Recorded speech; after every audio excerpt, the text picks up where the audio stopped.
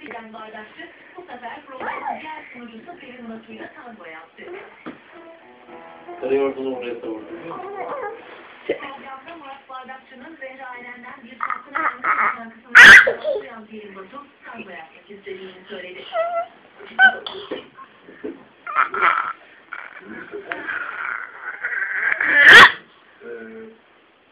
O cezalı kısımdan sonra yalnız arkadaşlar tango yapması o da acayip bir şey.